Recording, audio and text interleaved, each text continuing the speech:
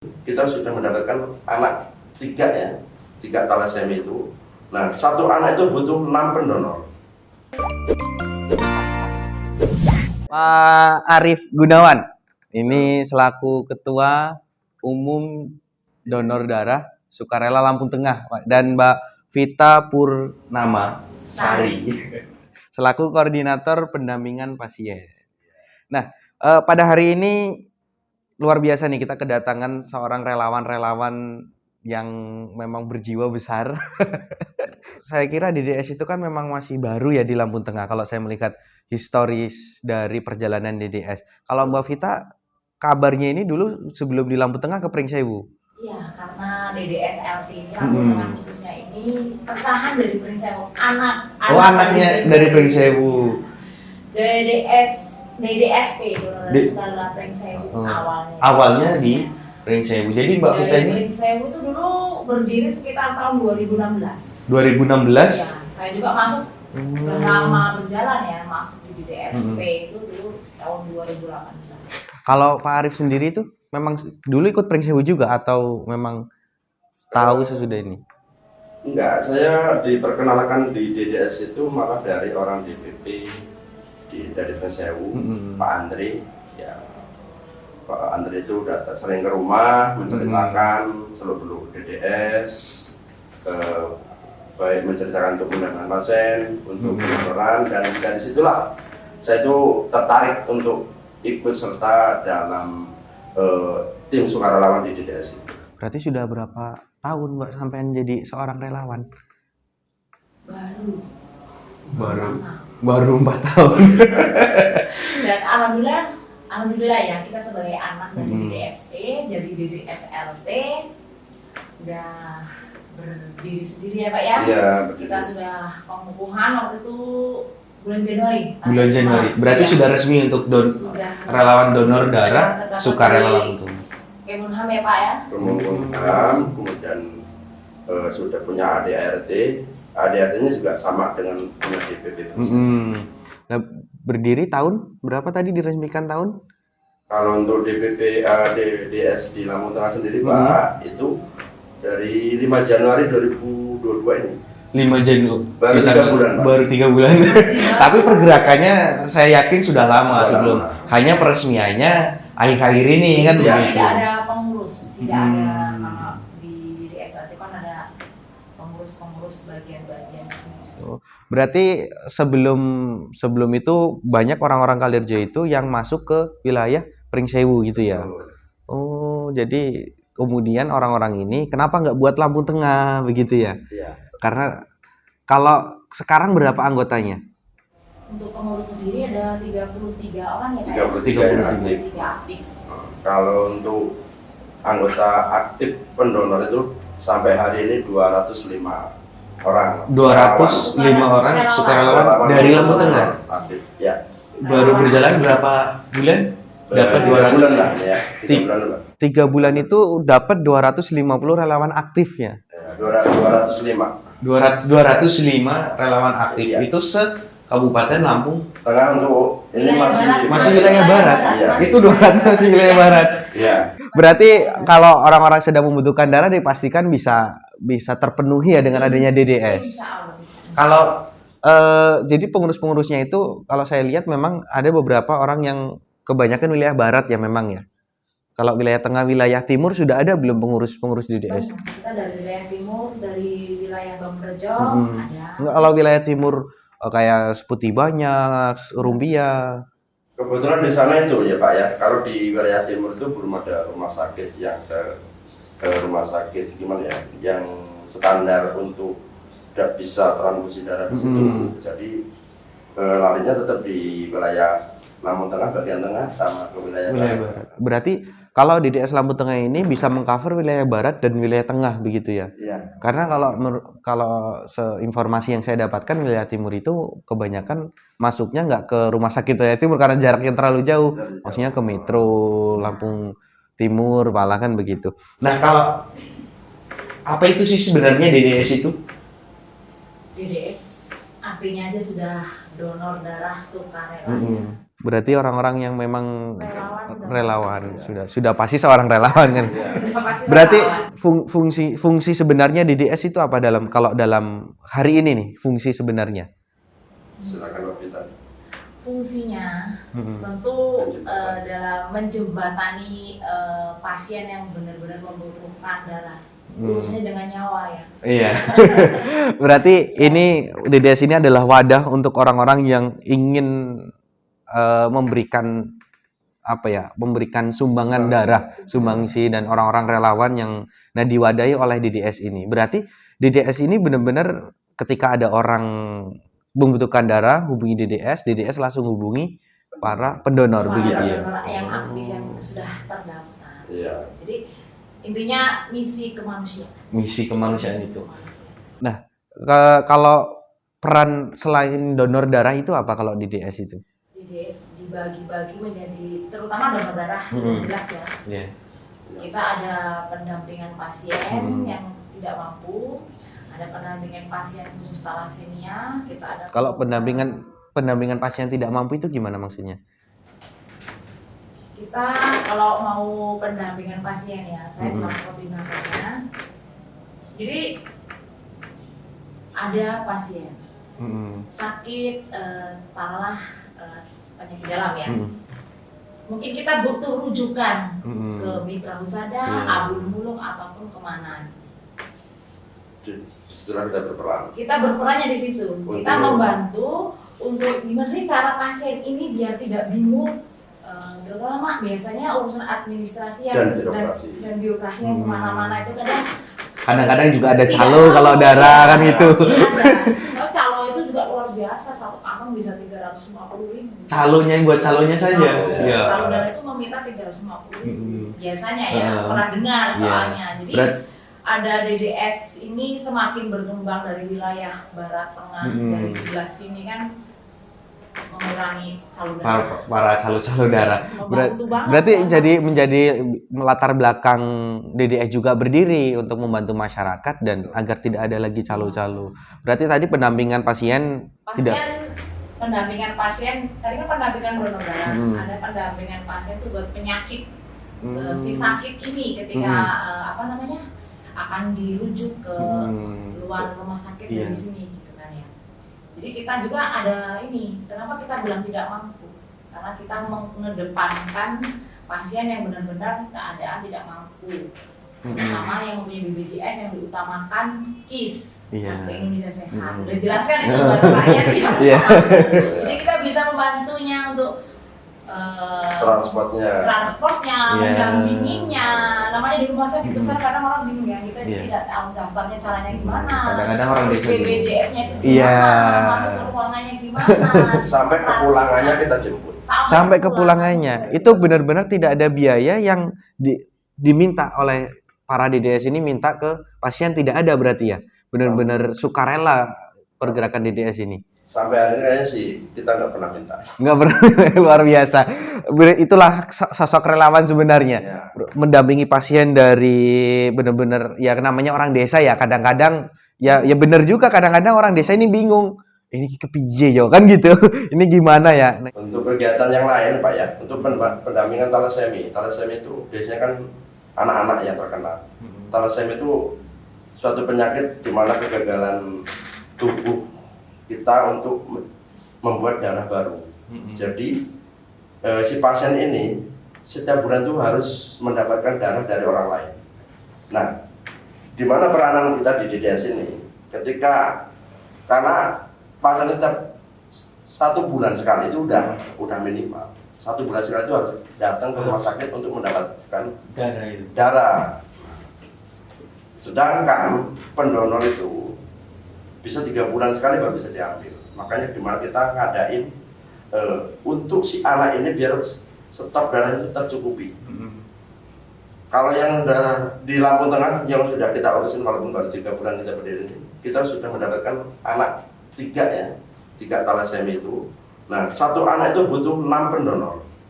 1 anak butuh 6 pendonor setiap bulan.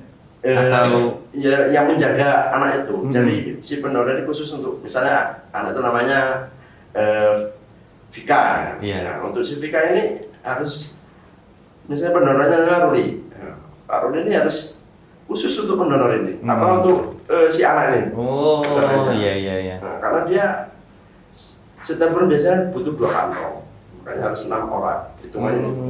Jadi karena kita punya sementara ada anak 3 terkena thalassemia, kita harus ada stok 18 orang pendonor khusus untuk anak yang thalassemia itu. Terus kita khususkan. kenapa harus kita dampingi Pak? Iya. Yang lain? Karena setiap bulan kan anak itu harus ke rumah sakit. Iya. Berangkat pertama, kedua, ketiga mungkin masih banyak yang peduli, masih banyak yang peduli, tetangga, aparat kamu masih peduli. Yeah. Untuk selanjutnya nggak ada yang peduli Pak. Disitulah peranan kita dari tim relawan donor darah sukarela untuk mendampingi kelanjutannya. Karena kepedulian dari yang lain udah berkurang pasti. Ya karena seumur hidup. Benar, seumur hidup, ya. Jadi Itu- harus kita dampingi. Tapi masih ada kemungkinan sembuh kan orang-orang seperti itu, Pak? Ya. Kalau kemungkinan sembuh ada yang sampai umur waktu itu 27 tahun. 27 tahun. Bukan sembuh ya, apa ya Pak? Ya, gimana ya? Ngomongnya susah. Susah, pokoknya. Makanya tadi saya bilang itu penyakit seumur hidup. Penyakit seumur hidup dia. Seperti itu setiap bulan transfusi. Iya, transfusi. 2 kantong. Nah, ini peran DDS sendiri untuk membantu dan bisa dikatakan juga bisa menjamin orang-orang yang memang butuh darah. Nah, untuk mendapatkan para pendonor itu gimana hari ini? Cara mendapatkan para pendonor itu? Kemudian sebenarnya kan kita baru ya. Terus itu ada untuk mendapatkan itu kan perlu pendonor pemula namanya. Iya. Pendonor pemula itu kita dapatkan dengan ketika ada acara apa, kita mengadakan event apa itu kita cek golongan darah untuk pemula dan kita gratiskan. Nah dari situlah kita mendapatkan pendonor-pendonor pemula. Nah, karena banyak juga anak-anak sekarang ini nggak tahu golongan darahnya. Ya, Dulu zaman saya SMA ada itu. Jadi ada orang masuk sekolahan yang mau tes darah 5.000 dulu kan. Untuk anak SMA itu dulu sering itu masuk ke sekolahan. Nah, hari ini memang saya lihat ketika saya jadi guru ya, kok nggak ada ya orang yang masuk ke sekolahan untuk ngecek darah siswa. Bahkan saya tanya ke siswa, golongan darahmu apa? Nggak ngerti, Pak. Nah, padahal penting banget itu loh di saat-saat darurat. Nah, apalagi hari ini berbarengan dengan program-program pemerintah di mana hari ini ada kampung yang namanya program Smart Village itu. Program Smart Village itu mendata setiap individu sampai dengan golongan darah. Mungkin itu bisa kerjasama dengan pihak-pihak kampung tentang program Smart Village, kampung pintar itu. Jadi per individu ada golongan darahnya. Itu bisa itu nanti mungkin arahnya itu yang ke sana. akan kita tawarkan. Mudah-mudahan itu nyambung. Tapi sudah kalau sumber dana, mohon maaf nih, kalau pendanaan DDS itu sendiri sampai pendampingan sampai dengan menjemput itu dari mana? Atau memang benar-benar sukarelawan orang-orang di DDS itu sendiri? Kalau awalnya ya maaf ceritanya buka aja. Iya. Kalau awalnya itu ya uang pribadi masing-masing pengurus. Pak. Uang Kalau pribadi awalnya, masing-masing pengurus. Iya, belum punya donatur. Dan itu kelanjutannya kita ya karena emang kita swadaya murni, Iya. tanpa ada campur tangan pemerintah, kita buat apa aja namanya kotak donasi lah. Kotak donasi mungkin taruh di toko, taruh di sekolahan, gimana itu nanti kita tiap bulan kita kumpulkan. Nah itu emang penggunaan dana itu ya tadi ketika untuk transport, untuk pendonornya. Jadi kembali lagi kepada orang yang membutuhkan Iya. kotak donasi itu. Nah, berarti setiap orang diperbolehkan apabila ingin menjadi yang beramal atau dan sebagainya. Jadi bagi teman-teman semua yang memang mau melakukan donasi untuk para relawan DDS ini yang mendampingi pasien, uangnya itu buat pasien bukan buat para pengurus. Ini perlu digarisbawahi. Betul, Pak. Uangnya itu Kalau buat kalian yang pasien. apa mau donasi pintunya lebar. Ada dalam pintunya mau Nggak pernah ditutup. Siapapun dipersilahkan Ya. melakukan donasi kepada DDS dan sekali lagi uangnya itu untuk para pasien bukan untuk para pengurus, untuk pendampingan dan sebagainya. Kemudian ada lagi nggak tadi pendampingan, kemudian Ada lagi program sunat gratis sunat gratis. untuk siapapun itu. mau itu pasien satu mau berbarengan masa kita siap. Itu berapa programnya, di berapa bulan sekali atau berapa tahun sekali? Bukan berapa bulan sekali. Setiap itu saat bisa ya Pak ya, kita kalau ada insiden lah kita ini. Maksudnya kalau memang ada yang mau daftarin, kita apa itu namanya sama yang mau disunat itu janjian lah bahasanya, mau hari apa langsung kita eksekusi. Lokasinya di mana itu? Kebetulan dekat Alikmas juga. Oh, berarti di tempat Pak Arif sendiri lah bagi bagi sekretariat DDS. Nah, itu diprioritaskan untuk golongan ekonomi ke bawah berarti. Tetap ya, sasaran kita kan kalangan ekonomi. Menengah ke bawah. Jadi bagi masyarakat nih yang punya anak mau disunat, sudah karena memang terbentur biaya, bisa hubungi DDS. Ada lagi nggak Pak kira-kira program selain itu? Sunat gratis? Kalau kedepannya ya sementara itu dulu, kalau itu mengingat kemampuan kita ya masih di situ. Masih baru banget kan, belum sebesar. Jadi istilahnya walaupun kayak saya ketua, kebetulan saya yang orang medis itu kan cuma saya. Ketika mau cek golongan darah apa, ya ketuanya juga yang kerja. semuanya kerja. DDS ini kebanyakan orang kesehatan atau bukan sebenarnya? Bukan. Justru hanya Bapak sendiri yang orang. Berarti hanya Pak Arif sendiri di pengurus. Orang biasa, orang sangat biasa. Berarti orang-orang biasa yang pengen benar-benar bermanfaat bagi orang lain. Nah, mungkin bisa itu Pak nanti masuk program ke sekolahan untuk tes darah, karena nanti kan apalagi diprioritaskan untuk kelas 3 mungkin bisa seperti itu. Bisa. 18 plus ya Pak ya. Iya, kan kelas 3 sudah bisa. Khusus kita untuk 17 tahun lah kita udah mulai ngecek. Kalau donor darah itu minimal harus 18 tahun ya? 18. Kalau manfaat donor darah itu sendiri sebenarnya apa kalau untuk kesehatan nih? Ya, biar saya jawab. Yang pertama itu untuk regenerasi sel biar badan tetap segar. Yang kedua itu mengurangi risiko kita punya sakit kanker karena darah kita selalu baru kan. Terus ya yang lain bersedekahlah. Nggak harus pakai duit.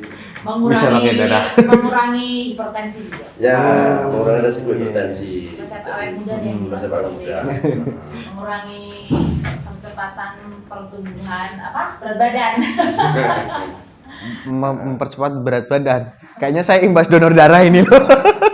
Karena saya aktif juga donor darah ini. Saya dulu SMA itu nggak pernah donor darah. Begitu lulus SMA, usianya sudah cukup, aktif benar 3 bulan sekali donor, 3 bulan sekali donor. Akhirnya meningkat terus berat badannya ini. Tapi ada juga yang donor darah nggak naik juga berat badan. Tapi saya mungkin karena faktor pekerjaan juga, terdukung faktor pekerjaan yang cuma duduk-duduk begini pekerjaan saya ini. Minimal berat badan juga 50. Oh, minimal ada minimal berat badan 50. Soalnya juga kan kita bisa deteksi penyakit-penyakit yang penyakit berbahaya. Karena itu rutin kan. Iya. Setiap mau donor diperiksa dulu. Kita nggak tahu kita punya penyakit apa. HIV, punya sakit hepatitis. Kalau donor darah itu tercover BPJS nggak sih sebenarnya? Sebenarnya tercover Pak, cuman karena kondisi mungkin atau namanya kita juga belum jelas ya. Kalau untuk di rumah sakit besar, minimal rumah sakit besar kayak di rumah sakit umum daerah yang tingkat kabupaten itu tercover semua. Iya. Tapi kalau ini rumah sakit yang masih di bawahnya yang di tipe D, itu misalnya ada lah butuh 3 kantong darah itu cuma 1 yang tercover. Oh, begitu. 2 tetap bayar. Jadi ada kelas-kelas rumah sakit untuk tercover yang BPJS. Yaitu kebijakan yang pemerintah yang buat. Kantong, ada 2 kantong. Oh, begitu. Tergantung tipe rumah sakit itu sendiri. Oh, begitu. Kalau masyarakat nih ingin menghubungi DDS, ingin menggunakan jasa DDS itu bagaimana? Harus menghubungi siapa? Harus bagaimana? Agar masyarakat tahu nih. Khususnya kalau untuk wilayah Kalirejo, Sendang, daerah Ubian, Bangunrejo, kan tempat pelayanan untuk rumah sakit masih ada 2. Rumah sakit Asrama Kaki. Iya. Dari rumah sakit itu nanti yang menghubungi kita dari laborat ya, laborat rumah sakit. Itu ada kerjasama dengan 2 rumah sakit. Dua rumah Yang sakit. sementara ini emang dari rujukan wilayah dari Bangunrejo, wilayah kan sementara 2 rumah sakit. 2 rumah sakit itu. Jadi nanti yang menghubungi malah dari rumah sakit. Oh, jadi Menghubungi ketika pasien masuk rumah sakit, kemudian pihak rumah sakit yang menghubungi pihak donor DDS ini. karena memang sudah tahu pergerakan DDS yang luar biasa. Jadi masyarakat tidak perlu bingung lagi hari ini. Langsung bisa DDS langsung berperan aktif, langsung cari pendonor, apalagi sudah banyak daftar pendonor begitu. Nah, begitupun kalau di Gunung Sugi itu juga sering di Kota Gajah juga sering itu kegiatan-kegiatan donor darah massal oleh gerakan pramuka, oleh orang-orang pramuka juga sering. Nah, kalau berkaitan tentang DDS itu sendiri, tadi masyarakat datang ke rumah sakit nih, kemudian pihak rumah sakit menghubungi DDS, ada nggak sih maksudnya harus orang Lampung Tengah kah, harus orang Pringsewu kah, harus apakah begitu, atau bebas? Bebas. Kita juga sering bantu pasien yang ada di rumah sakit Pringsewu, yang di Harapan Bunda, misalnya Pringsewu itu pasien dari Tanggamus. Oh, berarti tidak ada batasan pasien harus dalam Lampung Tengah gitu ya. Berarti DDS Lampung Tengah hadir bukan hanya untuk masyarakat Lampung Tengah, tapi seluruh masyarakat Indonesia secara tidak langsung. Nah, kalau DDS itu sendiri ada di mana saja? Pringsewu, Tanggamus, Ya, Lampung Selatan, Salaman, setiap kabupaten kayaknya ada ya Pak ya? setiap kabupaten. Setiap kabupaten hari ini ada DDS. Berarti sifatnya sudah nasional. Komunitaskah, lembagakah, atau bagaimana statusnya? Kalau statusnya itu kita tetap organisasi relawan. Di Organisasi dalamnya juga kita di litbangnya itu kita ya relawan. Perlindungannya di relawan. Jadi perjelas juga bahwa DDS ini berdiri sendiri, bukan dari